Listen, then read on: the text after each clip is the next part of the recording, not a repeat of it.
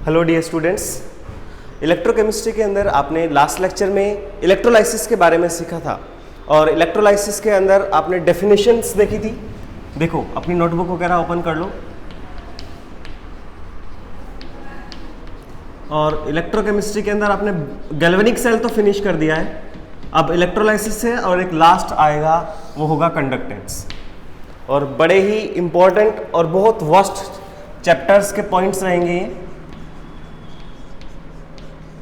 Electrolysis, इसके बारे में हम बात कर रहे हैं। इसकी डेफिनेशन क्या होती है, इंट्रोडक्शन क्या होता है, एपरेटस क्या यूज करते हैं, मैकेनिज्म क्या होगी और वर्किंग कैसे होती है इलेक्ट्रोलाइसिस प्रोसेस के लिए, वो सब आपने सीखा था। तो अगर इलेक्ट्रोकेमिस्ट्री के अंदर ही हमें देखें तो तीन पार्ट्स के फॉर्म में हम इसको पढ़ते हैं। पहला है गैल्वेनिक सेल,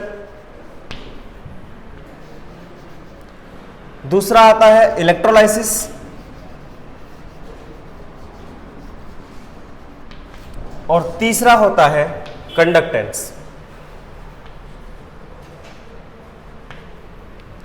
यहां पे आपने गैल्वेनिक सेल, उसकी वर्किंग क्या होती है, नर्स्ट इक्वेशन और उसको इक्विलिब्रियम कांस्टेंट के साथ में कैसे यूज करते हैं, वो सब सीखा है। इसके लिए यहां पे डेफिनेशंस क्या होती है, एपरेटस किस तरह से डिजाइन होता है इसका, वर्किंग कैसे होगी, उसी के अंदर मैकेनिज्म क्या है,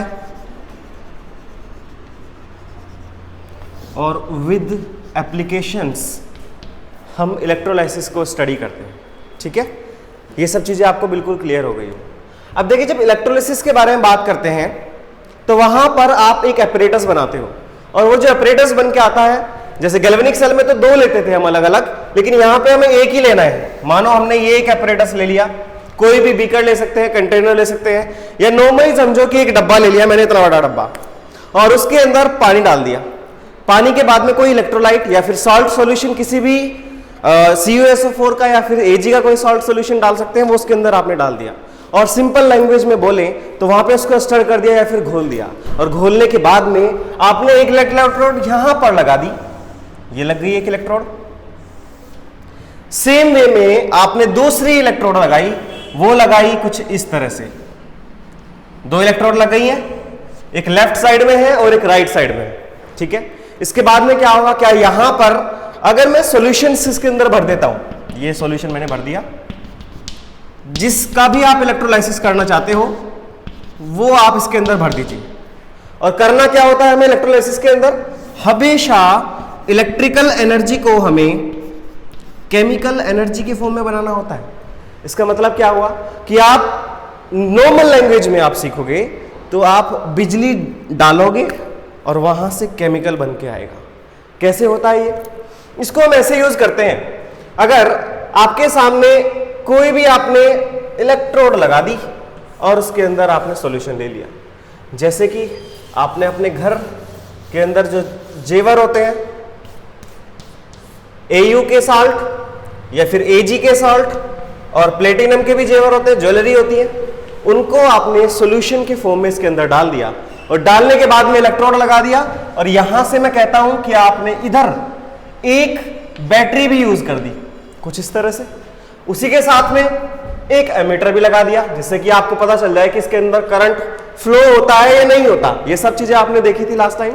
ठीक है, और इसके अंदर आपने एक इलेक्ट्रोड लगाई, इधर भी लगाई, तो इसको बोला एनोड और इसको क्या बोला, कैथोड बोला। अब जब भी आप इसके कोई भी सॉल्ट सॉल्यूशन डालोगे, इसका भी सॉल्ट सॉल्यूशन है, इसका भी सॉल्ट सॉल्यूशन है, इसका भी सॉल्ट सॉल्यूशन है, तीनों में से किसी का भी, जिसका भी आपको इलेक्ट्रोलाइसिस करना है, सॉल्ट सॉल्यूशन इसके अंदर डाल दिया।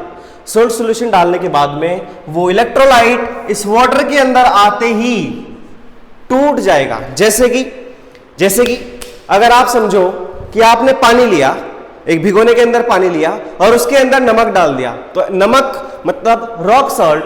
अगर इस तरह से आप नॉर्मल लैंग्वेज में सीखोगे तो बड़ा आसान रहेगा आपके लिए सीखना। नॉर्मल सॉल्ट मतलब रॉक सॉल्ट, जिसका जो स्ट्रक्चर या फिर मोलिकुलर जो फॉर्मूला होता है उसको बोलते हैं हम NaCl। और इसको आपने किसी भी इलेक्ट्रोलाइट को, या वैसे भी देखा जाता है तो स्ट्रॉन्ग इलेक्ट्रोलाइट की कैटेगरी में ये आता है, इसको आपने तोड़ा मतलब पानी में डाल दिया, स्ट्रॉन्ग या वीक हम उस बेस पे डिफाइन करते हैं। अगर वो पानी में डालते ही तुरंत टूट गया तो उसको बोलते हैं स्ट्रॉन्ग इलेक्ट्रोलाइट।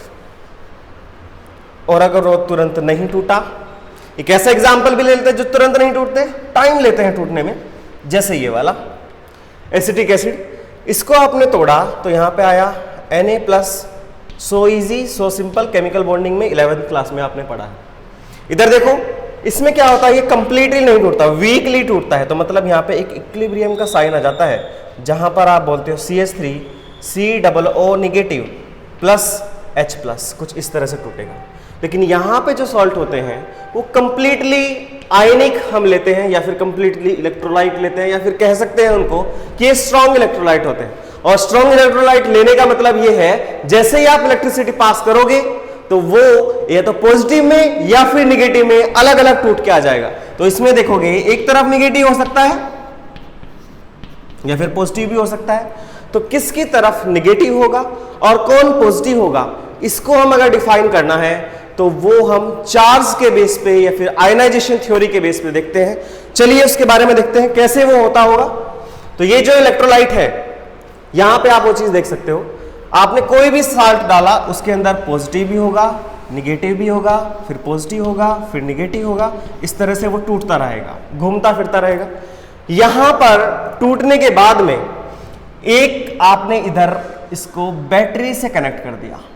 बैटरी मतलब किसी भी तरह की बैटरी हो सकती है, एसी करंट भी हो सकता है, वो डीसी करंट भी हो सकता है। मान लो आपने डीसी करंट लिया और वहां पे आपने एक सिंगल बैटरी यूज करी, तो जो हम बड़े वाला वर्टिकल लाइन दिखाते हैं उसको हम पॉजिटिव से दिखाते हैं और दूसरा वाला निगेटिव से दिखाते हैं। इसका मतलब क्या हुआ कि इस इलेक्ट्रोड के ऊपर जो चार्ज आया हुआ है पॉजिटिव। ये चीज बहुत ज्यादा समझने की है, यही इसकी मैकेनिज्म का खेल है, और यही सारी चीजें क्वेश्चंस के अंदर भी अप्लाई होती रहती है। जैसे इधर लिया पॉजिटिव और इधर लिया नेगेटिव, तो इस इलेक्ट्रोड को आपने वायर से कनेक्ट किया तो इसके ऊपर कौन सा पूरे चार्ज डिस्पर्स हो गया, वो होगा जिससे वो कनेक्ट होता है। तो इसके ऊपर पॉजिटिव आ गया, यहां भी पॉजिटिव आ गया, इधर भी पॉजिटिव आ गया, इसने पॉजिटिव चार्ज एक्वायर कर लिया पूरी इलेक्ट्रोड के ऊपर। तो इसका मतलब जो है सॉल्यूशन के अंदर जो निगेटिव चार्ज है वो उसके ऊपर जाएंगे। सेम वे आप इधर बोल सकते हो, यहां पर निगेटिव चार्ज इसने ले लिया क्योंकि ये निगेटिव टर्मिनल से जुड़ा हुआ है, ये निगेटिव टर्मिनल से जुड़ा गया और इसने पूरी इलेक्ट्रोड के ऊपर निगेटिव चार्ज डिस्पर्स कर दिया। अब इसके अंदर एक थ्योरी आती है जिसको मैंने अभी पहले बताया था, जो बेस है इस पूरी चीज का, उसको हम बोलते हैं आयनाइजेशन थ्योरी। और वो आयनाइजेशन थ्योरी क्या होती है, कैसे वो इलेक्ट्रोलाइसिस की दुनिया को बड़ा आसान कर देती है, इतना आसान कर देती है कि आपको बस पॉजिटिव और निगेटिव देखना है। अगर आप बुक की लैंग्वेज से जाओगे तो इलेक्ट्रोलाइसिस समझना इज अ डिफिकल्ट प्रोसेस, लेकिन जैसे मैं समझाऊंगा आपको उस पॉजिटिव निगेटिव के अकॉर्डिंग अगर जाओगे तो ये सब पूरी थ्योरी, पूरी मैकेनिज्म, पूरी वर्किंग, पूरा एपिटेटस समझना ही बहुत ही आसान हो जाएगा। देखिए सो सिंपल, और ये बुक में आपको डायरेक्ट नहीं मिलेगा लिखा हुआ। इधर देखो, अगर कभी भी मैं इंटरेक्शंस की बात करता हूं, और इंटरेक्शन किसी भी तरह के हो सकते हैं, किसी तरह के मतलब अगर आप छोटा सा बच्चा देखोगे तो वो अपने मम्मी पापा के पास में जाएगा, तो इसका मतलब वो उनके पास में जाने से अट्रैक्ट होता है, उसके पास उसको प्यार मिलता है, मतलब वो फोर्स ऑफ अट्रैक्ट यहां पे हम इंप्लीमेंट होता हुआ देख सकते हैं। लेकिन अगर वही सोचो एक ऐसे बंदे के पास जाए जो उसको डराए, बार बार डराए, तो वहां पे वो रिपेल होगा। तो इंटरेक्शन को हम दो तरीके से बोल सकते हैं और दोनों ही इंटरेक्शंस होते हैं। सबसे बड़ी प्रॉब्लम ये होती है कि इंटरेक्शन को हम अट्रैक्शन फोर्स ही मान लेते हैं, और ये बहुत जगह मतलब 12th के बाद भी और ग्रेजुएशन के बाद भी ये मिसकॉन्सेप्ट बना रह जाता है। इंटरेक्शन का मतलब होता है अट्रैक्शन भी या फिर रिपल्शन भी, दोनों में से कुछ भी हो सकता है। तो आप इसको अट्रैक्टिव इंटरेक्शन भी बोल सकते हो और दूसरे वाले को रिपल्सिव इंटरेक्शन भी बोल सकते हो। ठीक है, इस वाले को भी ऐसे बोल सकते हो, इधर भी रिपल्सिव इंटरेक्शन बोला जा सकता है, कोई प्रॉब्लम नहीं है इसकी। So simple so easy. Attractive interaction होंगे कहां, कहां पे यूज होता होगा, जब कभी भी आपने फिजिक्स के अंदर पढ़ा होगा तो जो चार्जेस होते हैं, चार्जेस या तो पॉजिटिव हो सकते हैं या फिर वो निगेटिव हो सकते हैं।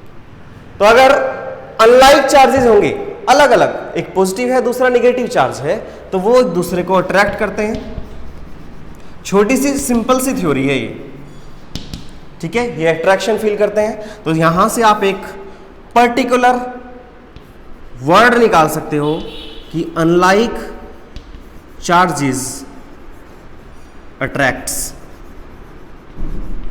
ठीक है। सिमिलर वे में अगर आप रिपल्सिव इंटरैक्शंस के बारे में जाओगे तो यहां पर कैसे होने चाहिए, या तो फिर वो पॉजिटिव पॉजिटिव हो कुछ इस तरह से, या फिर वो निगेटिव निगेटिव ही हो, मतलब एक जैसी शक्ल के होने चाहिए। इसकी भी शक्ल पॉजिटिव वाली है, इसकी भी शक्ल पॉजिटिव वाली है, तो इसका मतलब ये एक दूसरे से रिपेल करेंगे, ठीक है। और रिपेल करने का मतलब क्या है, ये दूर दूर भागेंगे, तो इसी को बोलते हैं हम रिपल्शन। और ये किस वजह से होता है, इसको आप लिख लीजिए, लाइक चार्जेस रिपेल्स, ठीक है, like charges repel.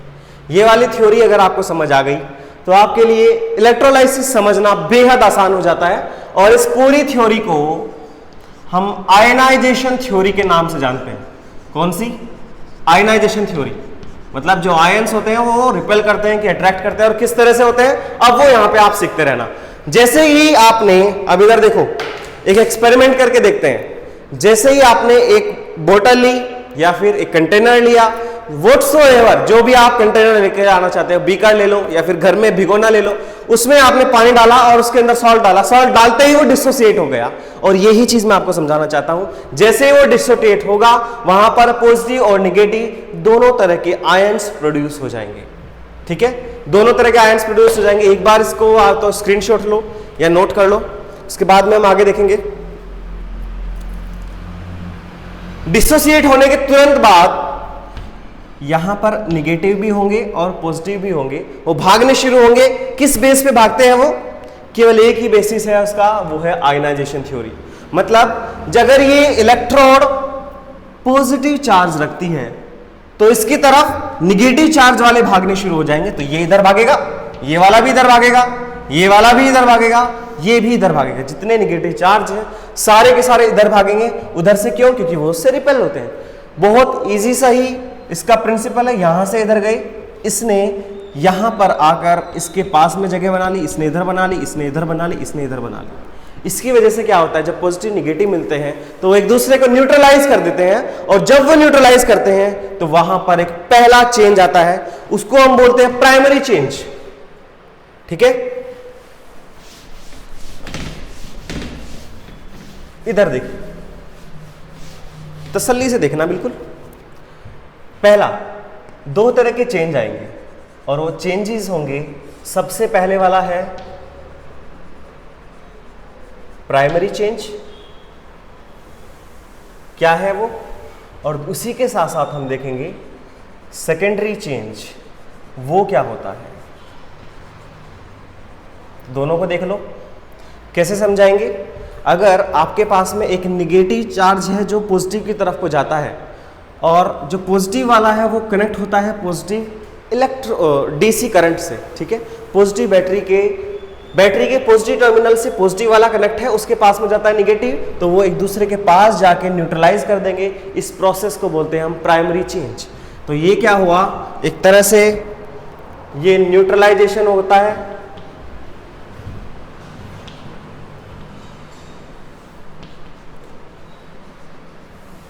Neutralisation of the charges, ठीक है। किस तरह से? जो पॉजिटिव वाला जाएगा वो निगेटिव के पास में जाके न्यूट्रलाइज हो जाएगा, और इस प्रोसेस या फिर इस चेंज को बोलते हैं हम प्राइमरी चेंज। और ये क्वेश्चन आता है बार बार, वो चीज पूछता भी है, ठीक है। समझ के रखना, इसको याद करके रखना। फिर उसके बाद में एक चार्ज आया और उसने एक दूसरे को न्यूट्रलाइज कर दिया। न्यूट्रलाइज होने के बाद में क्या होगा, और भी कुछ आयंस पड़े रहेंगे। जो निगेटिव चार्ज लेफ्ट साइड को जाता है, इसको आप कैसे बताएंगे कि ये वाला पॉजिटिव वाला है, तो इसका मतलब ये एनोड ही होगा, या फिर ये जो निगेटिव वाला है ये फिर कैथोड ही होगा, मतलब पॉजिटिव पोलैरिटी या फिर निगेटिव पोलैरिटी किस चीज पे बेस करती है, किस चीज पे फर्क डालती है, कहां से हम ये चीज बताते हैं। तो उसके लिए एक सिंपल सी ट्रिक है, सिंपल सी ट्रिक है, उसको जरूर समझ लेना। अगर वो समझ ली तो फिर इसके सारे क्वेश्चंस आप पूरी इलेक्ट्रोकेमिस्ट्री के कर सकते हो। देखना कितनी आसान ट्रिक है। अगर आप कभी भी ट्रेवल करते हो किसी भी बस के थ्रू, ट्रेन के थ्रू, दैट्स ओके, लेकिन अगर आप कैब के थ्रू ट्रेवल करते हो तो वहां पर दो तरह की आपने एप्लीकेशंस देखी होंगी मोबाइल के ऊपर, जिसमें होती है एक ओला होती है और एक उबर होती है। इससे हमें कोई लेना देना नहीं है, लेकिन इससे है। कैसे कि जो ओला है उसमें अगर आप देखोगे A4 होता है एनोड, L4 होता है लॉस ऑफ इलेक्ट्रॉन्स, और ये होता है ऑक्सीडेशन। अगर ये समझ लिया तो बहुत आसान हो जाएगा। कैसे? मतलब ये जो रूल है ये यूनिवर्सल रूल है, universal rule in the case of galvanic cell as well as the electrolytic cell. मतलब पूरी इलेक्ट्रोकेमिस्ट्री के अंदर अगर कहीं भी आपको इस चीज में कंफ्यूजन हो कि ऑक्सीडेशन क्या होता होगा, रिपल्शन क्या होता होगा, या फिर ऑक्सीडेशन एनोड पे होता है या फिर ऑक्सीडेशन कैथोड पे होता है, इन सारी गुत्थियों को एक बार में ही सुलझा देता है ओला ट्रिक। और कहते हैं किसको कैसे है, इसका उल्टा कर दो। A4 एनोड है तो यहां पर C कर दो, इसका मतलब होता है कैथोड। ठीक है, इजी।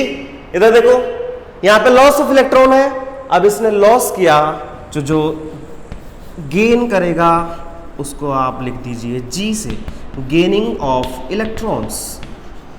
अगर वो इलेक्ट्रॉन को गेन कर ले तो इलेक्ट्रॉन को गेन करने का मतलब, इलेक्ट्रॉन को कैप्चर करने का मतलब, अगर कोई भी केमिकल स्पीसीज है वहां पर एक स्पीसीज तुरंत इलेक्ट्रॉन को खींच के अपनी तरफ रख लेती है, उस इलेक्ट्रॉन एक्सेप्टर प्रॉपर्टी या फिर फिनोमेना को बोलते हैं हम रिडक्शन।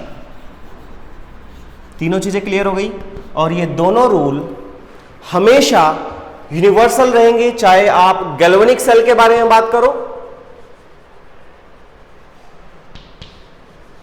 या फिर इलेक्ट्रोलाइटिक सेल के बारे में बात करो। दोनों ही फॉर्म में ये रूल हमेशा चलता रहेगा। लेकिन सवाल तो ये था ना कि हम पॉजिटिव या फिर निगेटिव में से किसको एनोड माने और किसको कैथोड माने। तो इसके लिए मैंने आपको गैल्वेनिक सेल में बताया था, स्पेस इधर देखिए, LOAN लॉस ऑफ इलेक्ट्रॉन या फिर लेफ्ट साइड में रखा जाएगा, ऑक्सीडेशन होगा एनोड पर होगा, और N4 निगेटिव। मतलब यहां से आप एक चीज निकाल सकते हो, एनोड के जो पोलैरिटी होती है वो निगेटिव होती है और कैथोड की इसका उल्टा कर दो, कैथोड की जो पोलैरिटी होती है वो पॉजिटिव होती है। ये दोनों चीजें केवल और केवल गैल्वेनिक सेल के केस में ही अप्लाई होती हैं। लेकिन अगर आप इलेक्ट्रोलाइटिक सेल के बारे में चले जाओ, उसके बारे में देखने लगो, तो यहां उल्टा हो जाएगा। वहां पे एनोड निगेटिव था तो यहां पे पॉजिटिव है, तो ये वाली जो प्रोसेस, ये वाली जो इलेक्ट्रोड होगी वो एनोड होगी, और ये वाली जो इलेक्ट्रोड होगी उसको हम कैथोड के नाम से जानते हैं। और ये सत्य है, सार्वभौमिक सत्य ये रहेगा कि एनोड पर हमेशा ऑक्सीडेशन होगा, मतलब लॉस ऑफ इलेक्ट्रॉन होगा। और दूसरे केस में बोलेंगे, अगर कैथोड के बारे में बात करी जाएगी तो it is a universal statement कि always cathode contain gaining of electron, that will called as reduction of the process. ठीक है, अब यहां पर जो पॉजिटिव वाले हैं वो इधर की तरफ को भागने शुरू हो जाएंगे, ये वाला भी भागा, जितने भी हैं सब जाएंगे, कोई भी नहीं छूटेगा, क्योंकि यहां से वो रिपेल हो जाते हैं, तो इधर से वो उधर की तरफ जाएंगे। अब यहां पर जो दूसरा चेंज आएगा वो इनके न्यूट्रलाइज होने के बाद प्रेजेंट होगा। कैसे? इधर देखना, जो सेकेंडरी चेंज है वो इन दोनों के न्यूट्रलाइज होने के बाद में जनरेट होता है। मतलब क्या है, सेकेंडरी चेंज तब आएगा जब प्राइमरी चेंज कंप्लीट हो जाएगा, और प्राइमरी चेंज का मतलब ये है जब पॉजिटिव निगेटिव मिल जाए बस। और तो यहां से जब पॉजिटिव निगेटिव मिल जाएंगे और आप इलेक्ट्रिसिटी को पास करा दोगे तो वहां से दो ही चीजें बन के आएंगी। पहली चीज तो ये है कि या तो कोई चेंज इन पोलैरिटी आ जाए, या इसको बोल सकते हो आप न्यूट्रलाइज हो जाना, न्यूट्रलाइजेशन हो जाए। और अगर ये न्यूट्रलाइजेशन हो जाएगा तो यहीं से आप इलेक्ट्रिसिटी प्रोड्यूस करोगे, डालोगे उसके अंदर, तो प्रोडक्ट्स फॉर्म होंगे। इसी को हम बोलते हैं सेकेंडरी चेंज। ठीक है, जल्दी से नोट कर लो इसको,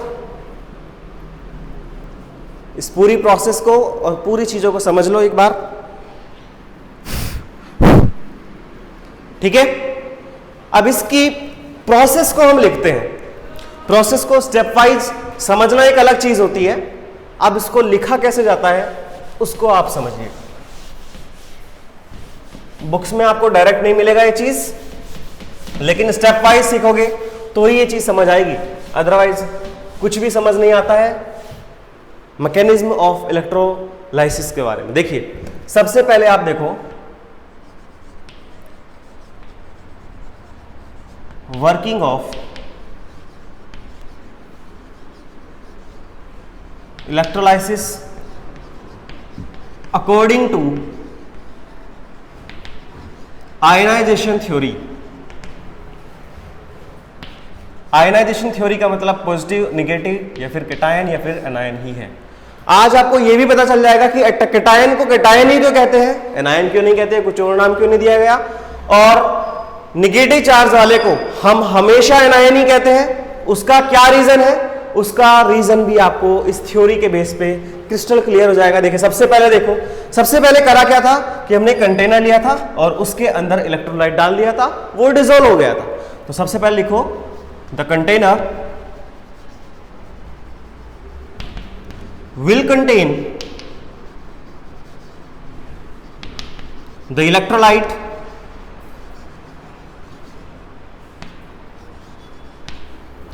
dissolved in water। H2O के अंदर डालो और सारा का सारा इलेक्ट्रोलाइट जैसे ही आप डालोगे, जैसे आप पानी को डालते हो, पानी के अंदर नमक को डालते हो तो वो तुरंत टूट जाता है। सिमिलर वे में the electrolyte will also dissociate. The electrolyte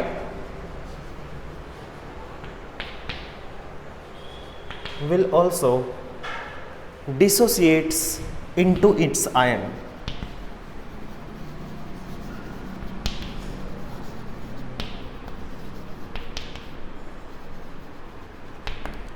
जहां कभी भी दुनिया के अंदर आप चार्जेस के बारे में बात करोगे तो वो दो ही तरह के होंगे, या तो वो पॉजिटिव होगा या फिर वो निगेटिव होगा। तो जो डिसोसिएट होंगे आयंस में, वो पहला तो या तो पॉजिटिव हो सकता है या फिर वो निगेटिव हो सकता है, तीसरी तो कोई बात आती ही नहीं है। ठीक है, इतना चीज आगे क्लियर। ओके, अब इसके बाद में जो पॉजिटिव चार्ज है वो भागेगा एनोड की तरफ, और जो निगेटिव चार्ज है वो किस तरह भागेगा, कैथोड की तरफ, क्योंकि उस तरह से पोलैरिटी डिजाइन से यहां पर जो आयंस बन के आएंगे वो आयन जिस तरफ भी भागे उसके बेस पे उनका नाम डिफाइन किया जाता है।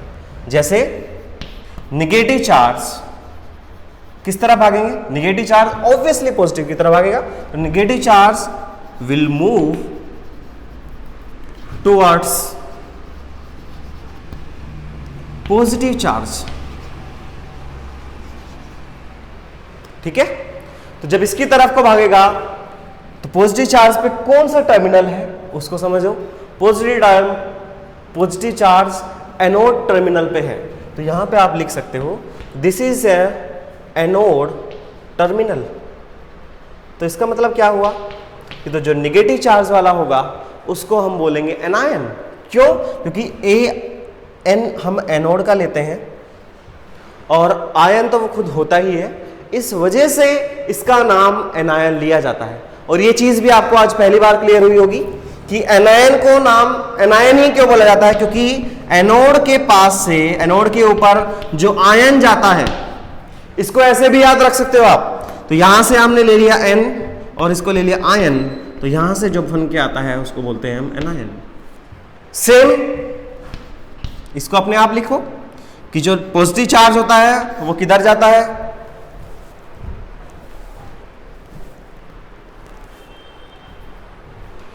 Positive charge will move towards negative charge या फिर निगेटिव इलेक्ट्रोड, और निगेटिव इलेक्ट्रोड क्या है यहाँ पे कैथोड है। तो उसी तरह से आप इसको भी लिख लेना, यहाँ पे एक ही चीज आएगी लास्ट में कि कैथोड प्लस आयन, तो आप इसका CAT ले लेते हो, कैट मीन्स बिल्ली, ठीक है, वहां से निकालो CAT और ION, इसके लिए इसका नाम दिया जाता है कैटायन। तो यहाँ पे दो तरह के चार्ज बन गए, एक बना है पॉजिटिव और दूसरा बना है निगेटिव, और दोनों चार्जेस के बेस पे आप ये ही चीज डिफाइन करोगे कि जो चार्जेस बनेंगे या तो पॉजिटिव हो गए नेगेटिव हो गए, अब दोनों को कराना है मैं न्यूट्रलाइज। ये चीज समझ आई क्या? बिल्कुल इजी हो गया, अब तो आसानी हो गया, अब तो कुछ बचा ही नहीं है। अगर आपको ये पता है कि पॉजिटिव पॉजिटिव रिपेल करते हैं और पॉजिटिव निगेटिव अट्रैक्ट करते हैं, तो ये प्रोसेस बहुत इजी हो जाती है। ठीक है, हो गया। अब देखिए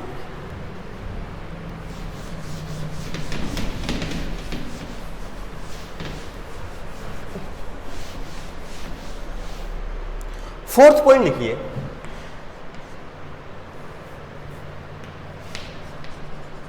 द चार्जेस और कैटायंस, ऐसे बोल सकते हो, या फिर एनायंस से बोल सकते हो, will be neutralised eight their respective electrodes. ठीक है, अलग अलग इलेक्ट्रोड्स पे जाएंगे, और अगर इलेक्ट्रोड्स पे अगर जाएंगे तो सबसे पहला काम क्या होगा? न्यूट्रलाइजेशन होगा। तो यहां बोल सकते हो कि द न्यूट्रलाइजेशन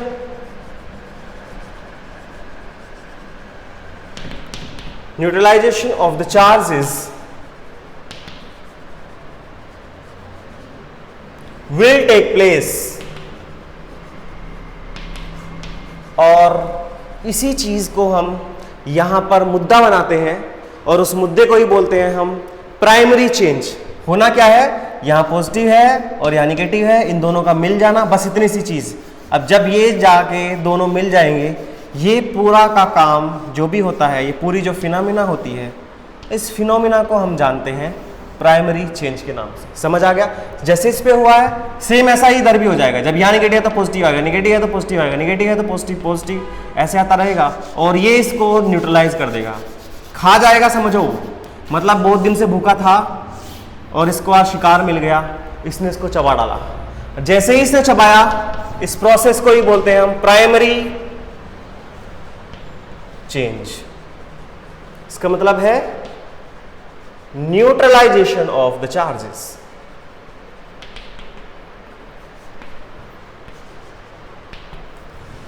जब कभी भी केमिस्ट्री को पढ़ना चाहिए तो उसको बिल्कुल नॉर्मल सिंपल लैंग्वेज में पढ़ोगे तो सीखना बड़ा आसान रह जाता है।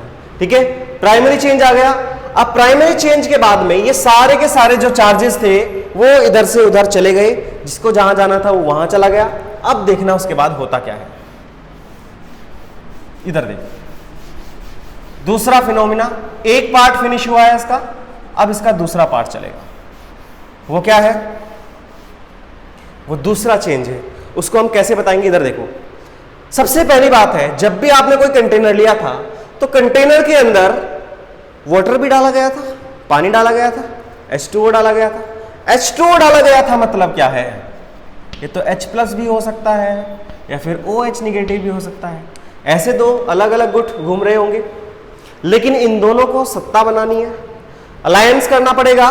तो यहां पर ये इधर घूमेगा पॉजिटिव चार्ज और इधर घूमेगा, और जैसे ही इसके अंदर एक तीसरी पार्टी आई, जैसे कि आप सोच सकते हो कि एनसीपी और कांग्रेस के बीच में एक शिवसेना भी आ गई, तो यहां पे सोचो एक सॉल्ट आ गया। जैसे ही वो सॉल्ट आया मतलब शिवसेना आई, तो यहां पर Na पॉजिटिव का अलग चला गया और SO4 डाई नेगेटिव का अलग चला गया।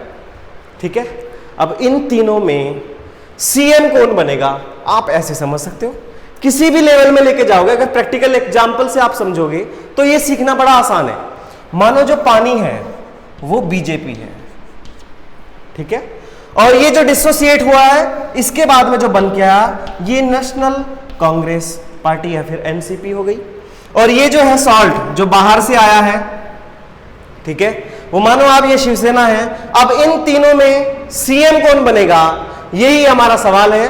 और इस चीज को बताने के लिए दो फैक्टर्स हम यूज करते हैं। वो जो दो फैक्टर्स होते हैं वो डिसाइड करते हैं कि सेकेंडरी चेंज क्या होगा। इसी चीज को बताने के लिए अब दूसरी चीज आएगी कि इन तीनों पार्टी के बीच में जब अलायंस हुआ है, गठबंधन हो गया, तो अब सीएम कौन बनेगा उसके लिए दो फैक्टर डिफाइन किए जाते हैं। पहली बात तो ये तो वो महाराष्ट्र में बहुत अच्छा काम किया हो, मतलब वो मटेरियल बहुत अच्छा हो, मतलब उसने बहुत जगह जा जाकर घर घर जाके इतना सारा काम करा है कि उसको सीएम बनाया जा सकता है। किसी को भी सीएम बनाना है तो इसका मतलब क्या है, ये तो उसने बहुत सारा काम किया हो, इतना काम किया हो कि महाराष्ट्र की जनता उसको सीधा सपोर्ट करे। या फिर दूसरा ऐसा हो सकता है कि उसके अंदर इतना ज्यादा पोटेंशियल हो, या फिर मैं कह सकता हूं इतनी ज्यादा उसकी पावर हो, जैसे कि शरद पवार, उसके पास इतनी पावर है कि वो सरकार बना सकता है। इसको दिल पे लेने की कोई जरूरत नहीं है, नॉर्मल सी बातें, ठीक है। जैसे ही वो काम की बातें करेगा तो उसको बोलते हैं हम यहां पे केमिस्ट्री की लैंग्वेज में मटेरियल ऑफ द इलेक्ट्रोलाइट। कहने का मतलब है, सीखने का मतलब ये है बस कि आपने जो भी इलेक्ट्रोलाइट डाला उसका मटेरियल कैसा है, वो SO4 है या फिर Na पॉजिटिव है, OH निगेटिव है, H प्लस है, इन तीनों में कौन ऐसा है जो बिल्कुल सामने जा सकता है, उस पर डिपेंड करता है। सेम चीज यहां पर कि उसका डिस्चार्ज पोटेंशियल क्या है, डिस्चार्ज पोटेंशियल क्या, ठीक है। तो जिसकी जो पावर और जिसका जो काम और जिसको जो सपोर्ट मिलेगा उसके अकॉर्डिंग सीएम बन गए उद्धव ठाकरे, ठीक है। अब पूरी प्रोसेस को जो आपने यहां पे सीखी, राजनीति के अंदर सीखी, इसको आप यहां पे लगा दो, सेम वे में लगाना है। देखो यहां पे जो बीजेपी था वहां से H प्लस और OH निगेटिव आपको मिल गया। जो भी चीजें मिली ओवरऑल आपको दो ही चीजें देखनी है। सबसे पहला है उसका डिस्चार्ज पोटेंशियल, और डिस्चार्ज पोटेंशियल का मतलब ये कि अगर मैं उसके ऊपर बैटरी से कोई भी चार्ज डाल दूं, या फिर मैं पॉजिटिव चार्ज डालूं या फिर निगेटिव चार्ज डालूं, दोनों में से कुछ भी डालूं, तो वहां पर जो भी जिस तरह से भी जल्दी से जल्दी जाके उसके ऊपर चिपक जाएगा, न्यूट्रलाइज हो जाए, तो सेकेंडरी प्रोसेस को बढ़ाएगा, उसके लिए सबसे जरूरी होगा डिस्चार्ज पोटेंशियल। तो आप बोल सकते हो it should have relative discharge potential. और यहां पर रिलेटिव का मतलब सेम वो है जैसा कि गठबंधन सरकार के अंदर होता है, मतलब अगर एक समर्थन छोड़ देगा तो दूसरा गिर जाएगा। सेम वे में डिस्चार्ज पोटेंशियल यहां पे क्या लिया जाएगा, हम हमेशा प्रेफर करते हैं, उसके पीछे एक अलग ही थ्योरी होती है, उसको आपको अपने सिलेबस में पढ़ने की जरूरत नहीं है, वो अलग से दिखाई जाती है। उसको बोलते हैं हम law discharge potential. Law discharge potential is preferred. Law discharge potential is preferred, ठीक है। और दूसरी चीज क्या है, यहां पर ली जाती है मटेरियल ऑफ द इलेक्ट्रोलाइट। समझ आया? दोनों चीज समझ आ गई? तो ये जो पॉइंट है इसको आप थर्ड पॉइंट में लिखोगे, और ये CM VM और NCP WNCP सब हटा दो, यहां पे लिखो सिंपल सी चीज लिखो, the charges move will depends on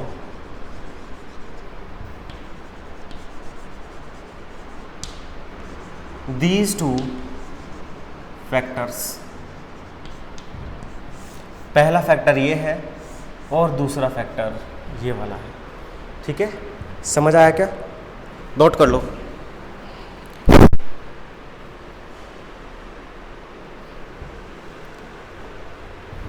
ठीक है, दोनों फैक्टर समझ आ गए। अब तीसरा फैक्टर देखेंगे। हमारा प्राइमरी के अकॉर्डिंग हो गया, अब देखते हैं सेकेंडरी के अकॉर्डिंग क्या होता है। सेकेंडरी के अकॉर्डिंग आप ये चीज देखना जो प्राइमरी के बाद होती है, मतलब आपके पास में जो पॉजिटिव निगेटिव है वो दोनों न्यूट्रलाइज हो गए, अब न्यूट्रलाइज होने के बाद में हमें करना क्या है? मेन चीज ये है कि हमने जो बिजली छोड़ी थी, सिंपल लैंग्वेज में अगर हमने दो इलेक्ट्रोड्स, एक इलेक्ट्रोड ये डाल दी है, दूसरी इलेक्ट्रोड ये डाल दी, इन दोनों इलेक्ट्रोड्स के बीच में वायर से कनेक्ट करने के बाद बैटरी लगा दी, मतलब हमने बिजली पास करी। जैसे ही बिजली पास करी तो हमें केमिकल मिलना चाहिए, और वो केमिकल कहाँ मिलता है? इसके ऊपर डिपॉजिट हो जाता है, इसके ऊपर डिपॉजिट हो जाता है। ये देखो, ये जो ब्लू वाला है, ये जो अलग से है, या तो वो यहां होगा या फिर इसके साथ में अट्रैक्ट होने की वजह से वो नीचे पड़ा रहेगा, यहां पे भी हो सकता है। सेम केस इसका, इधर इधर इधर यहां पे डिपॉजिट हो जाए और या फिर वो इधर पड़ा रह जाएगी। ठीक है, जब इस तरह की बातें आएंगी तो वो जो प्रोसेस होगी उसको हम बोलते हैं सेकेंडरी प्रोसेस। तो सेकेंडरी प्रोसेस के अंदर लिखिए the products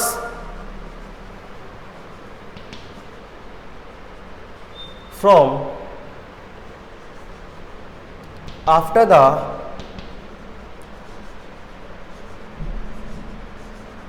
neutralization of the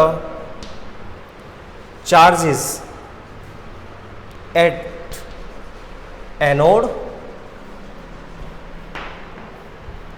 as well as cathode,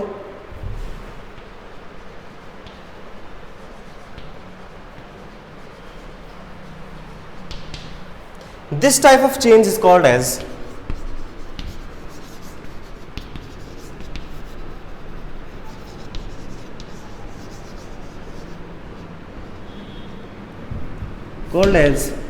secondary change।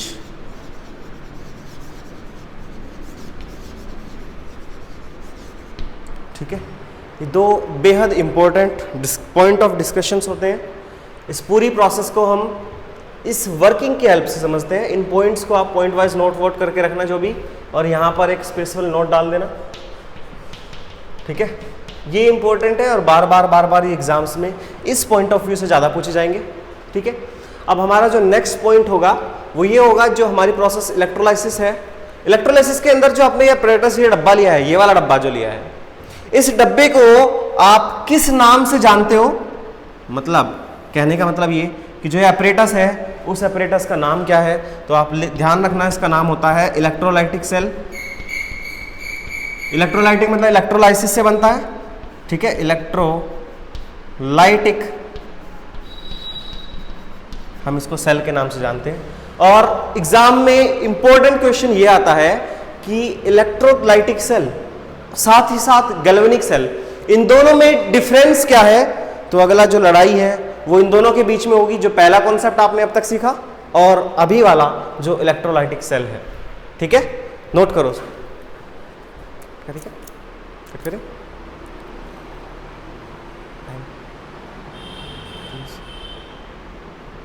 38 30 note करो उसको या स्क्रीनशॉट लो।